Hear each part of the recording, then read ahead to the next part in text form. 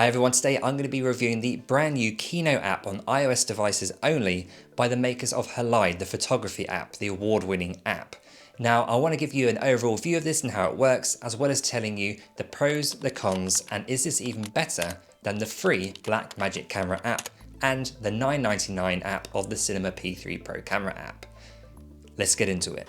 Okay, so here we are in the Halide camera app, really excited to show you this. Now as you can see, the UI looks pretty clean and pretty simple, only a little bit more complicated I would say than the iPhone's native camera app.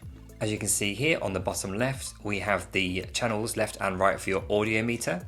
We've then got above at the top the amount of time that you can record for, so it says 5 hours and 57 minutes left.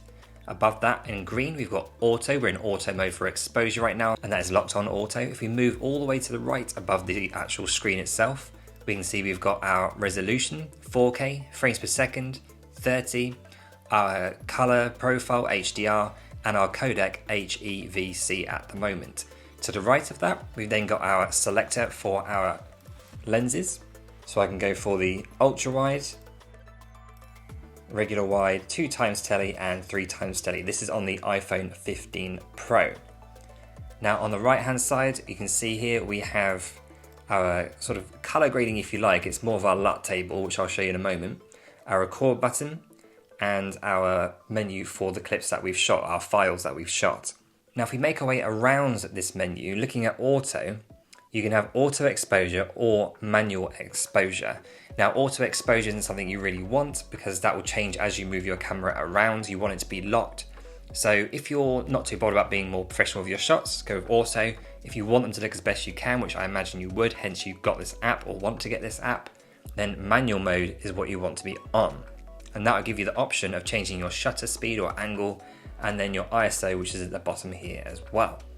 Now with shutter speed, you always want it at 180 degrees for the most part, because if you match that with your frames per second, then that's going to give you cinematic motion blur. Now the ISO, which is down the bottom here, they've actually placed it in quite a bad position, because if I go and change the ISO, it moves the whole screen as if it's going out and closing, which is not what we want. So I find it's better to either move your finger slightly higher than the bar at the bottom of your phone screen to move that ISO, or you can actually just put your finger by that ISO number and then dial it in there, so you won't have any issues with the screen closing, and then you press done.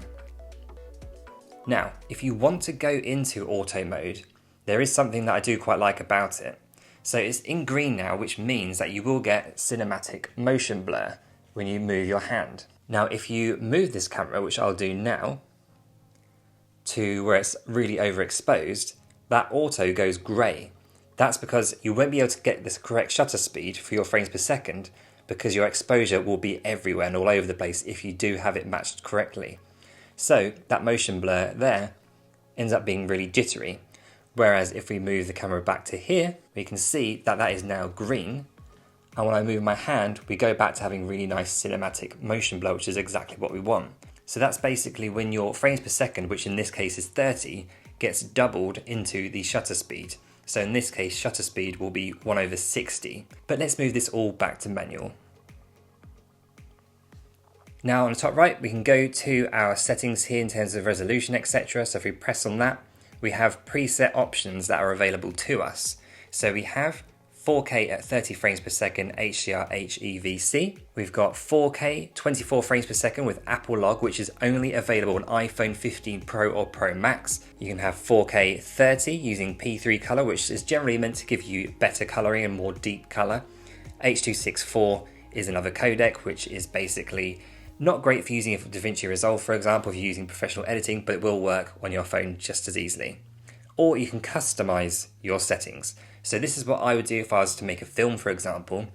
You could use 30 frames per second for general filming, but I would use 25 frames per second because I'm in the UK and that matches our energy source. Color space, I would actually use Apple Log to get the best coloring and a softer image.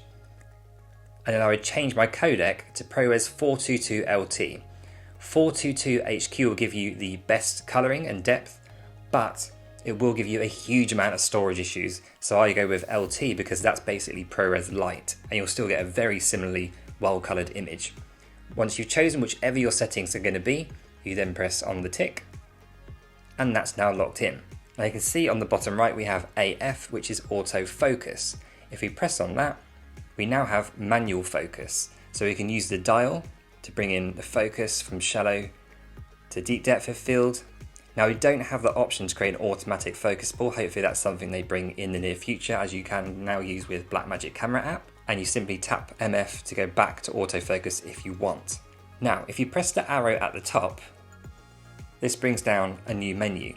So you can either go to settings, which is where you can get lessons from Kino themselves, so they'll teach you aspects of the app. You can then go to grade, which I'll talk to you about in a little bit. And under video recording, you can choose angle or speed. So if we went to speed and then went back to the camera, you'd see it now says 1/50, which is now matching with our 25 frames per second.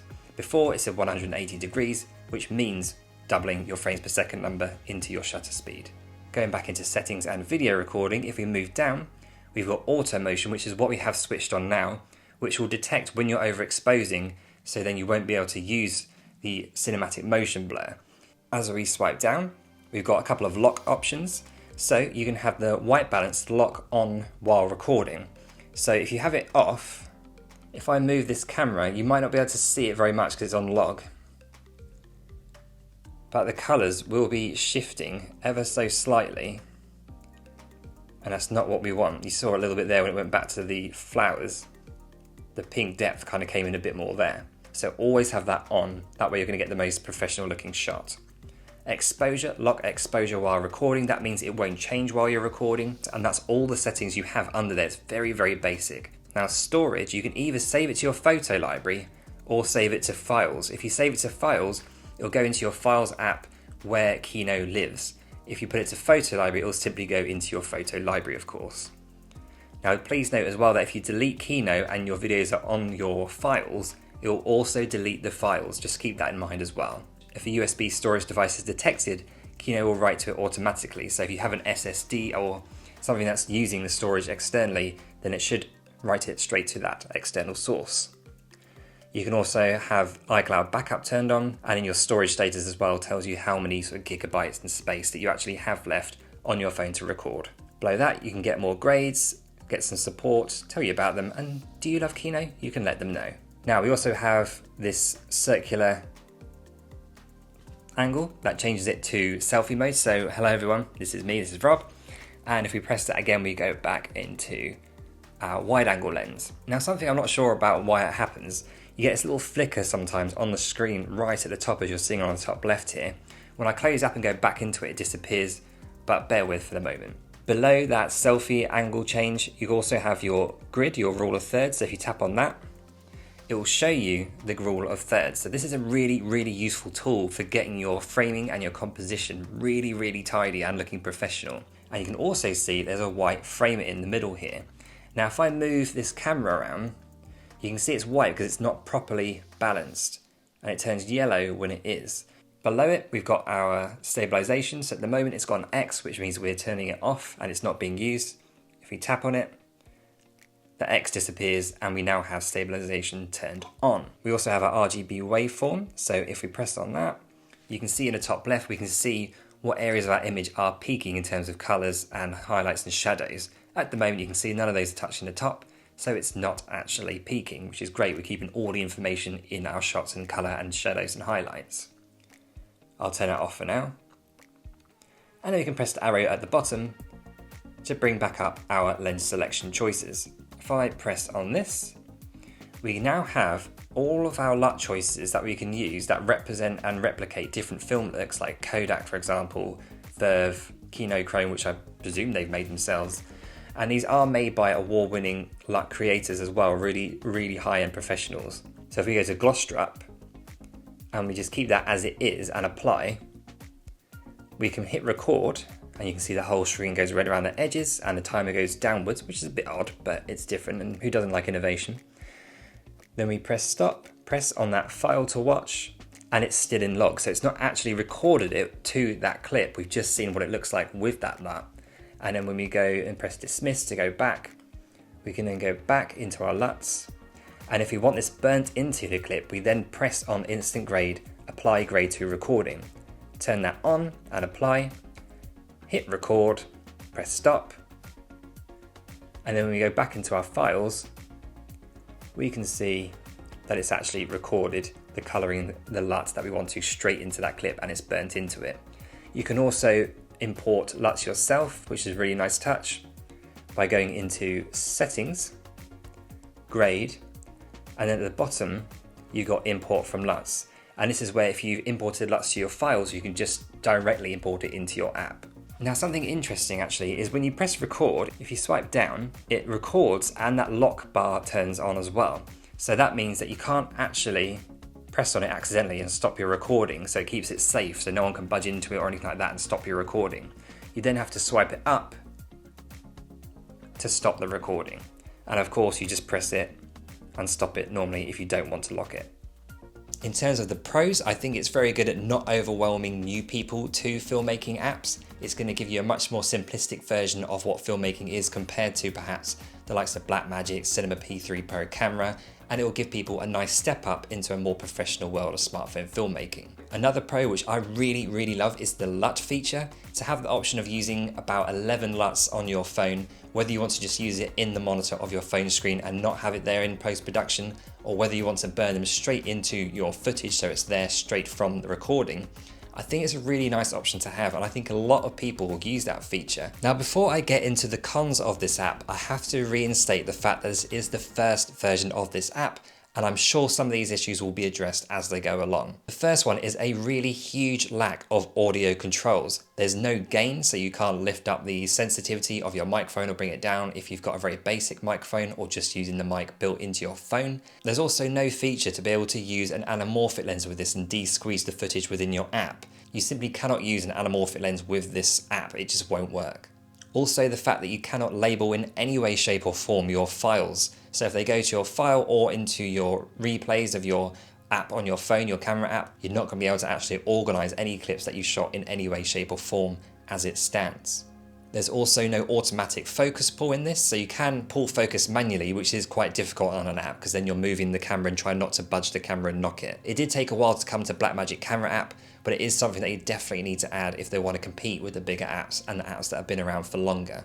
With the RGB waveform, I would love there to be the option or to be able to swipe it across the screen to wherever you think it's best. That may be blocking something really important to your shot and your composition and framing, but if you can't move it, then it's just going to be stuck exactly where it is all the time, and that could get a little bit annoying for certain shots. Also, as I mentioned, the issue with the ISO bar being right where the bar is to move your different panels of what you're using on your phone, on your apps and stuff, that is quite a clumsy kind of mistake, I think. I think it's a great app for people who are beginning to get into more professional features of smartphone filmmaking, want to be able to lock certain features and use LUTs and that kind of thing. It'll be really good for those kind of people. Kino, for me, isn't going to compete with Blackmagic camera app. Could be proved wrong. And Cinema P3 Pro camera app is still a lot better than this. Again, it is in its only first version, so it's not exactly been out for months like other apps have, or years. It's got a long way to go. And whilst it's off to a strong start, I don't think it's going to compete with Blackmagic camera app, which is also free and has a lot more options. If you want to learn more about the Blackmagic camera app, which is free on iOS devices, then I have a really useful top tips video for you to watch right here, right now. See you on the next one. Let me know what you thought of this video and the app. Take care. Bye bye.